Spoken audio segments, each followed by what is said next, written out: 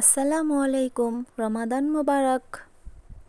আজকে আমি নিজের হাতে আমাদের বাড়ির সবার জন্য ইফতারি রেডি করব। আমি চিনি ভিজিয়ে দিয়েছি পানিতে, লেবু দিয়ে শরবত বানাবো। আলহামদুলিল্লাহ, আজকে তৃতীয় রোজার ইফতার করব। আল্লাহ তাআলা যেন আমাদের 30টি রোজা রাখার তৌফিক দান করেন, আমিন। রমজান মাসের সবচেয়ে পরীক্ষিত মুহূর্ত হলো ইফতার। ইফতারের অপেক্ষারত সময় যখন মসজিদ থেকে আজান ভেসে আসে, মনে হয় যেন পৃথিবীতে আল্লাহর রহমত ভেসে আসছে।